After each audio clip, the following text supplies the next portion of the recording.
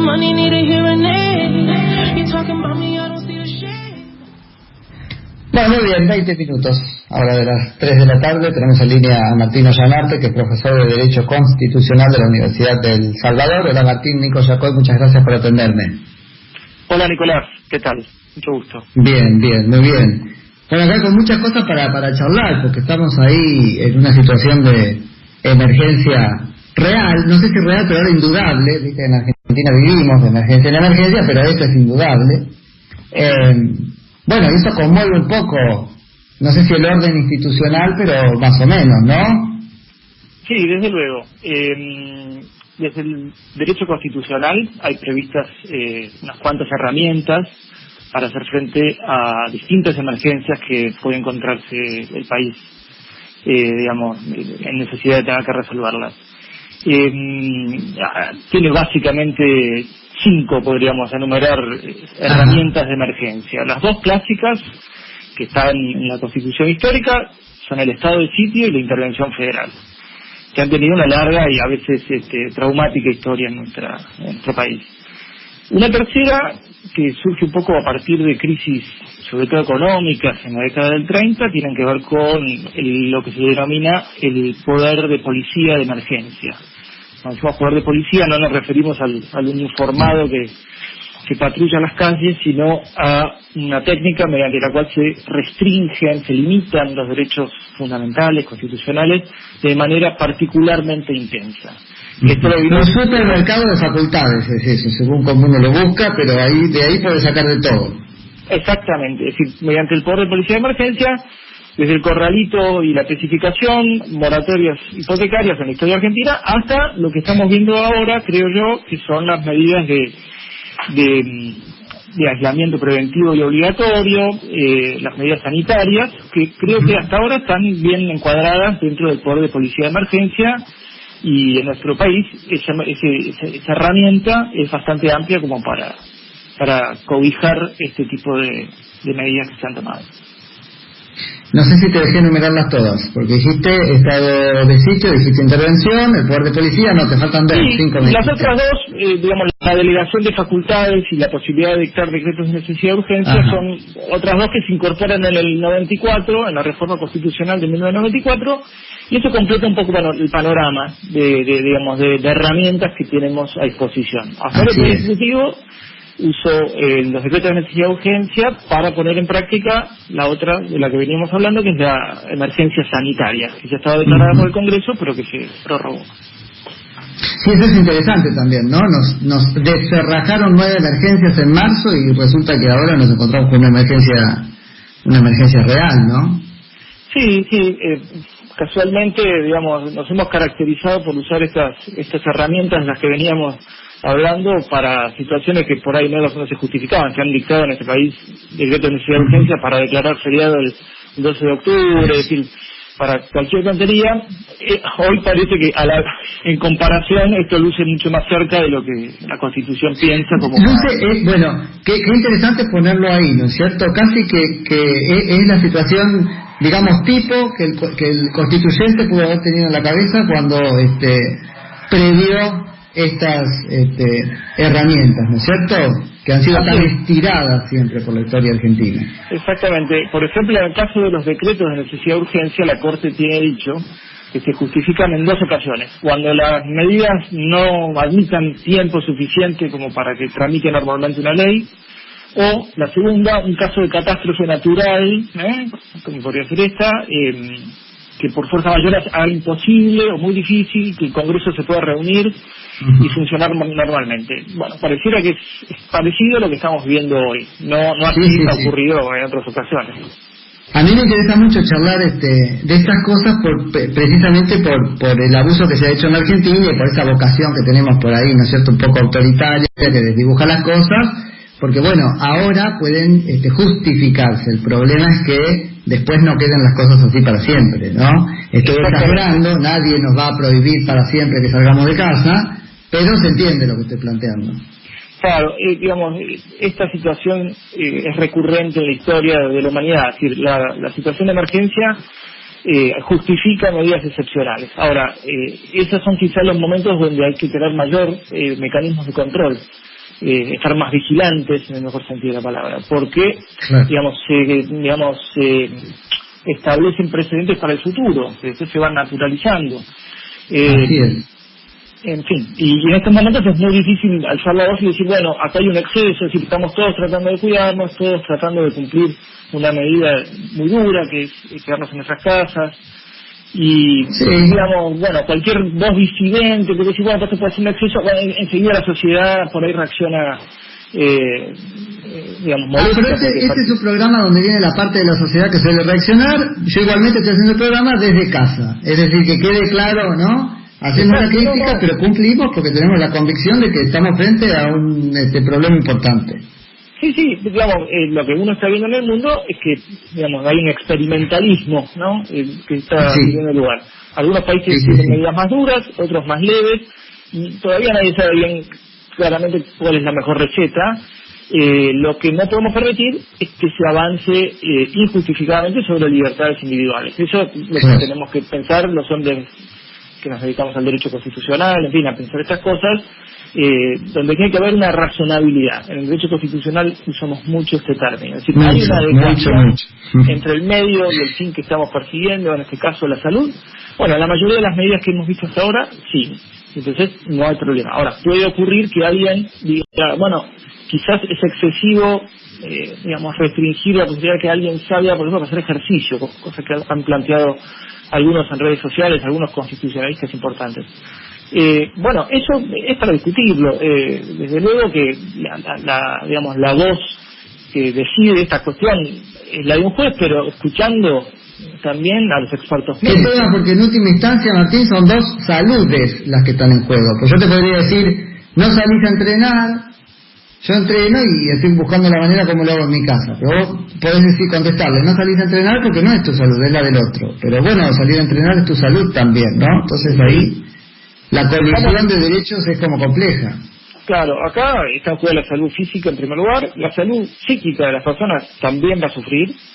Sí. Y hay un tercer elemento que es, digamos, lo que se viene, me parece que en los próximos días, que es las consecuencias económicas de la situación de parate que vivimos, porque hay gente que va a necesitar salir a trabajar o a buscar un sustento, y digamos, el Estado creo que está haciendo algunos esfuerzos para mitigar esa cuestión, pero la verdad que es dinámico y nadie sabe cuál va a ser la magnitud, el impacto económico. Es decir, que en esos casos también va a haber que plantear la razonabilidad de las restricciones que se están hasta ahora tomando mediante decretos de necesidad y urgencia, con el apoyo de la oposición, con el apoyo del resto de las fuerzas, pero bueno, esto decía. Recordanos, Martín, por favor, ¿quién puede revisar esa razonabilidad? Porque ha sido muy, en definitiva, discutido, incluso jurisprudencialmente, hasta dónde los jueces o qué parte del dictado de medidas como estas un juez puede tomar, ¿no es cierto? Si puede entrar en la evaluación del presupuesto fáctico, si puede entrar en la evaluación de la medida en sí misma. Exacto. Bueno, hay distintas situaciones que la jurisprudencia ha ido deslindando. Si hablamos de lo que tenemos hasta hoy, que son decretos de necesidad y urgencia, la jurisprudencia, digamos, ha sido bastante deferente, es decir, ha sido laxa, ha sido permisiva, y digamos, lo único que se ha controlado finalmente es el fondo de las medidas y no tanto los supuestos de hecho que han, digamos, servido de excusa para el presidente o la presidenta, en el caso, para dictar esa medida. Entonces, digamos, ¿cuándo se puede dictar decreto de necesidad de urgencia? Casi siempre en la Argentina, ha dicho la jurisprudencia. Ahora, ¿qué medidas de fondo? Bueno, ahí ha habido un poco más de control y fundamentalmente el control que se ha hecho desde razonabilidad. Es decir, hay una adecuación entre el medio que se toma, por ejemplo, se restringe la capacidad de circular por las calles. Bueno, está en proporción con el fin que se busca, que es superar una pandemia, evitar la circulación de un virus. Pareciera que sí a primera vista. Entonces, este control podemos llegar a tenerlo de parte de los jueces. Digamos, alguien que piense que la cuarentena obligatoria o el aislamiento social que se está planteando es excesivo, podría, de hecho creo que ha habido algún caso rechazado, plantear un habeas corpus, un amparo, y los jueces deberán decidirlo, en última instancia la Corte Suprema, pero pareciera que estamos perdidos, entonces, claro, pero bueno. Entonces. Distinta es la situación cuando se declara el estado de sitio, que ese es, digamos, una de las, habíamos dicho al principio, una de las herramientas históricas que tiene nuestra Constitución para superar ciertas emergencias, y allí la que implica, Martín, que como nota característica esa implica sí la suspensión de las garantías constitucionales. Exacto, bueno, el estado de sitio en la Constitución tiene dos elementos: suspender las garantías constitucionales. Después habrá que ver qué quiso decir la Constitución cuando dice garantías, porque puede algunos suponer que solo digamos, quedan suspendidas las garantías procesales, el habeas corpus, el amparo, o que está diciendo se pueden limitar muy profundamente derechos constitucionales, como podría ser en este caso el derecho de reunión, el derecho de circulación o locomoción. Bueno, así es. Esto el artículo lo prevé, la jurisprudencia, sobre todo a partir de los pactos internacionales. El pacto de San José de Costa Rica es muy claro y sobre la situación de emergencia, de excepción, puede significar la suspensión de derechos de fondo, salvo algunos: el derecho a la vida, a la identidad de las personas, bueno, derechos personalísimos esenciales. Pero estos derechos de reunión y de circulación, digamos, podrían quedar suspendidos. Y, digamos, el remedio que da el estado de sitio, o que pone a disposición del presidente, es la posibilidad de arrestar personas y trasladarlas de un punto al otro. Sí. Esto es muy claro teóricamente y está genial recordarlo. Ahora corre por mi cuenta, pero como se confunde en la realidad, ¿no? Cuando el presidente de la Nación en la conferencia de prensa dice: a la 1 de la mañana mandé a buscar al que rompió la cuarentena, pucha, ese es un discurso todo de sitio. Claro, digamos, estamos en una situación primero que es dinámica. Hasta ahora las medidas con un decreto de necesidad de urgencia y con el poder de policía sanitario de emergencia nos hemos arreglado, pero yo veo hay tres elementos para pensar que es quizá en unos días, ojalá Dios quiera que no, que podrían llevarnos a pensar en tomar esa medida que es la más drástica, ¿no? La del estado de sitio, que sobre todo por nuestra historia tiene muchas connotaciones negativas. Primero, puede empezar a haber, ojalá Dios quiera no, caos social, violencia, saqueos, allí, el restablecimiento del orden, ya con la policía de emergencia sanitaria no alcanza, hace falta una fuerza de seguridad que restablezca el orden, y eso podría llevar adelante. O sea, que sería motivado no por el aspecto sanitario de la crisis, no por el aspecto sanitario, que creo que hasta ahora, se ha encuadrado bien jurídicamente, pero este es un escenario que ya están planteando muchos, que puede avecinarse. Estamos a mes, a días de que cambie el mes, la gente por ahí va a encontrarse que no tiene ingreso, un sueldo restringido, en fin. Ojalá no estemos en ese escenario, pero bueno, hay que pensar qué podría pasar. El segundo elemento que yo veo como problemático es que los decretos de necesidad de urgencia que se han dictado hasta ahora, porque la Constitución lo prohíbe, no pueden tener disposiciones de carácter penal. Los decretos que se han dictado hasta ahora tienen algún sentido, es decir, mencionan algunos artículos del Código Penal y... Lo que pasa es que se mete ahí con esto de la ley penal en blanco. Nosotros la elaboramos acá en el programa con la audiencia y termina siendo una cosa muy gris. Está en una zona muy gris. Si la cosa se complica, es dudoso que, pueda el presidente avanzar, o mejor dicho, está clarísimo que no puede avanzar en materia penal, y quizás, si hace falta detener gente, ojalá de nuevo no haga falta, pero si fuera necesario, el sistema penal tiene, sabemos, sus procedimientos, que en una crisis real, efectiva, urgente, quizá no es la mejor herramienta. Por eso la propia Constitución, para defender la Constitución, permite que el presidente detenga personas, las traslade, les dé la opción de salir del país, en fin, todas cosas que suenan un poco muy drásticas. Bueno, la opción que es fundamental, Martín, pero es impracticable en la actualidad, por las situaciones que se encuentra en el mundo, pero es una opción fundamental que te diga, antes de que yo te meta en cana, vos te podés ir. Exactamente. O sea, te había dicho dos cuestiones, la necesidad de poner orden en una situación de caos o violencia, la necesidad de tener un tipo penal nuevo, o de tener gente que el Código Penal no prevea expresamente que se justifica, y entonces el estado de sitio podría cubrir ese vacío. Y el tercer problema, creo, es el de habilitar a las Fuerzas Armadas bajo el esquema de la actual Ley de Seguridad Interior, 24059, la Ley de 1992, que, digamos, en principio prohíbe, al Ejército realizar tareas de seguridad interior, excepto que se declare el estado de sitio, obviamente bajo la dirección del presidente, que es el comandante en jefe de las Fuerzas Armadas. Sí. Que venimos a criticar ese concepto, pero que para las Fuerzas Armadas es válido, digamos.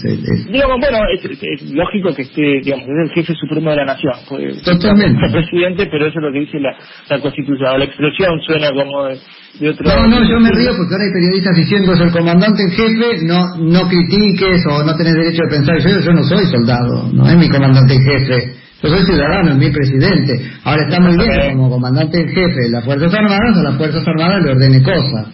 Exactamente, no, bueno, incluso también allí, digamos, hay un orden jerárquico que incluso la propia Ley de Seguridad Interior establece, digamos, la creación de un comité de crisis, digamos, como de un comando operacional, bueno, en fin, una serie de cuestiones que obviamente también hacen que esa jefatura que tiene el presidente esté también sometida a una institucionalidad, a ciertas reglas.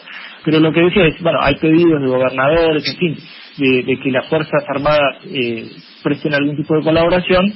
Bueno, si estamos ahí hay que deslindar dos tipos de funciones que pueden hacer las Fuerzas Armadas. Una que es logística, he visto también que se ha encomendado la fabricación del alcohol en gel, en fin, bueno, pero eso no necesitaría de la no necesitan ningún tipo de estado de sitio ni nada por el estilo. El ejército las puede hacer, o las Fuerzas Armadas la pueden hacer sin ningún problema. Ahora, si lo que se quiere es que las Fuerzas Armadas presten colaboración en materia o en funciones de seguridad, sí sería necesario el estado de sitio. Obviamente, si estamos hablando de llevar a gente a un hospital de campaña en Campo de Mayo, no hace falta. Si estamos en el escenario que nadie quiere, digamos, que haya desorden social con actos de violencia que lo justifiquen, graves, extendidos, que no hagan, digamos, suficiente de las fuerzas policiales de cada distrito, bueno, la declaración del estado de sitio es, digamos, lamentablemente el paso institucional que habría que dar, y creo que por ahora no está justificado, pero la semana que viene Dios dirá. Lo que allí nos vamos a encontrar, es con quién lo declara, porque bueno, por eso allí la Constitución es muy clara. En un caso de conmoción interior, quien tiene la competencia para declarar el estado del sitio es el Congreso de la Nación. Ahora, ya hay gente que está planteando en Argentina que el Congreso está en receso. Bueno, eso te iba a decir, ¿hasta qué punto? Porque eso nos sirve para todo, Martín. Me extraña, acá tenemos un Congreso, ayúdame con esto, que efectivamente no puede. Primero todo hay que saber que tenés un presidente que cuando quiso reunió el Congreso y sacó todas las leyes que necesitó. Eso es una cosa importante. La segunda, ahora cuando amenaza con llamarlos para una ley como la de los alquileres, el Congreso parece que va a decir no me reúno. Eso es, no puedo, eso configura el no puedo o es una forma del no quiero. Bueno, hay, la verdad, habría que hablar con los legisladores, no lo sé con exactitud. Lo que uno advierte es que nunca nos lo van a decir, lo vamos a tener que dar criterios, ¿no? Claro, digamos, para fijar una cuestión objetiva y para pensar la cuestión desde el punto de vista institucional. Hay una circunstancia objetiva que dificulta el funcionamiento del Congreso, eso estamos todos de acuerdo. Ahora, decir que el Congreso está en receso, como algunos están diciendo, se están apoyando en un fallo de la Corte Suprema de Estados Unidos, en un caso que se llama Noel Canning, del año 2014, que en aquella oportunidad la Corte de Estados Unidos dijo que si hay una interrupción del funcionamiento, sobre todo del Senado, de más de 10 días, se puede interpretar que eso es un receso del Congreso y eso dispara una serie de consecuencias institucionales. Yo no creo que estemos en esa situación. Entre nosotros está claro que en nuestro sistema el Congreso está actualmente en funciones, está dentro de su periodo de sesiones ordinarias y se pueden encontrar distintas alternativas para que se reúna. Si no Bueno, tiene por qué totalmente. funcionar Sí. en el Palacio Legislativo, se puede buscar un lugar más amplio, digamos. Ayudarnos con las disposiciones constitucionales sobre eso, Sí. porque no me acuerdo, ¿solo puede sesionar ahí? No, puede, No. No, cada Cámara puede, de hecho el Congreso de la Nación ha sesionado, si bien en sesiones Sí. simbólicas, no sé si en Santa Cruz o en Tierra del Fuego, en Tucumán lo hizo ahora por el bicentenario de la independencia. se puede trasladar. El Congreso no es un edificio, es una institución de la Constitución y puede tener, de hecho ha tenido distintos lugares de funcionamiento y podría ante una emergencia buscar un lugar, digamos, mejor. Grande, bien grande. Te hago otra Exacto. pregunta, ¿tiene que sesionar junto o puede sesionar por Zoom? Viste que ahora todo es por Zoom. Bueno, allí tenemos un problema, es decir, la Constitución dice, sobre todo cuando habla de mayorías y de quórum y demás, digamos, miembros presentes. Es decir, allí estamos ante una situación, obviamente, que el constituyente, los que diseñaron la Constitución no pudieron prever, eso de tener una sesión a distancia con un Zoom, con un Skype. Eso generaría, obviamente, digamos, si hay consenso de parte de cada una de las cámaras y dictan normas reglamentarias al respecto, ante una situación de emergencia, bueno, sería de dudosa constitucionalidad, pero no, digamos, pareciera que podría. Ahora, hay una serie de consideraciones a tener en cuenta, es decir, cómo garantizamos la identidad de la persona en cada lugar, que está obviamente, digamos, en libertad y uso de sus facultades, una serie de complicaciones enormes que, digamos, nos podríamos pasar toda la tarde pensando. Hay gente pensando en este momento en eso en el Congreso, eso me consta porque me han consultado al respecto. Hay ideas para ver cómo puede funcionar el Congreso, digamos, virtualmente, a distancia o de otras maneras. Lo más sensato pareciera por ahora un lugar bien acondicionado, que respete, digamos, el distanciamiento entre las personas, y que tenga la dotación mínima de personas que lo hagan funcionar y que, digamos, sean sesiones lo más cortas posible, con toda la medida de higiene. Eso no parece tan difícil de lograr. Ahora, si optamos por pensar, como están diciendo muchos, por ahora no con una voz muy alta, pero lo están pensando, que el Congreso está en receso, desde el punto de vista de la Constitución se disparan al menos 3 situaciones que la propia Constitución prevé, que es el presidente podría declarar el estado de sitio por sí mismo, podría intervenir una provincia por sí mismo, o más de una provincia, digamos, porque por ejemplo hemos visto municipios que se cierran, que no permiten el tráfico de bienes o personas, que cierran las fronteras, cosas un poco que claramente... Todavía aprovecha y nombra en comisión un juez de la Corte, bueno, no tiene exactamente, vacante. ese es el tercer punto que iba a decir, se puede nombrar jueces de la Corte o cualquier otro juez que tenga, digamos, su pliego ya a disposición del Poder Ejecutivo con intervención del Consejo de la Magistratura, porque, digamos, lo único que faltaría sería el acuerdo del Senado, pero bueno, ahí podría... Es lo único que faltaría, yo te digo. Exactamente, bueno, tenemos cientos de vacantes, la reforma judicial que se aprobó este año, sobre todo referida a las jubilaciones, es muy mala, ha tenido una consecuencia que obviamente salió de la tapa o la de primera plana de los diarios, pero que ha causado varias decenas de renuncias. Digamos, va a ser muy difícil cubrir esas vacantes. Digamos, esta situación de receso no creo que esté por ahora en el ánimo de nadie, pero no podemos descartar, digamos, estos abusos. Pero si alguien dice, bueno, el Congreso está en receso, bueno, se abren estas puertas que después, digamos, pueden causar males mayores de los que querríamos. Acá, pero, yo, viste, hablaríamos una hora y me quedo sin programa, pero la realidad, Martín, es que hay que preguntarse también sobre el derecho o la facultad, no, ahora vamos a venir con quien puede lo más, puede lo menos, pero el derecho o la facultad del Congreso para declarar su receso. Porque hasta ahora tenemos el día que empieza a sesionar y el que deja sesionar, por más que el presidente no vaya, no habla con la Asamblea Legislativa, empieza el 1 de marzo. Bueno, ¿puede declarar que estoy de vacaciones? El Congreso, digamos, el periodo de sesiones ordinarias lo fija la Constitución y, digamos, un órgano constituido no podría, digamos, modificar ese periodo de sesiones ordinarias, de modo que sí lo que puede hacer es no reunirse. Este es el problema que la Corte de Estados Unidos quiso digamos, abordó en aquel caso. Es decir, ¿qué pasa si estamos en periodos de sesiones ordinarias, pero hay alguna situación objetiva? Olvidémonos del caso de hoy, un terremoto, qué sé yo, cualquier cosa. No se puede funcionar. Bueno, estamos de acuerdo en que una situación de emergencia real, que es imposible realmente el funcionamiento del Congreso, podría llevar a una decisión extrema, como podría ser, por ejemplo, esta de declarar el estado de sitio sin recurrir al Congreso, que tiene. Pero ahora es un poder inherente del Congreso, digo, de los órganos máximos del andamiaje político del Estado. Tienen, sabémoslo más o menos así, el poder inherente de saltar del barco, porque en realidad lo que tienen que hacer es intentar estar todo el tiempo. Sí, no se me ocurre que digan, pido, ahora no, la Corte va a decir lo mismo, ¿y qué hacemos? No, es decir, no solamente... Digo, es válido el planteo. Desde luego, no, tienen la obligación de funcionar. Desde luego que estas son consideraciones políticas y, digamos, si el Congreso no puede funcionar, como cuando no quiere dar quórum, digamos, hay muy pocas herramientas para que alguien lo obligue. Digamos, sería ya la gente... y bueno, una protesta masiva,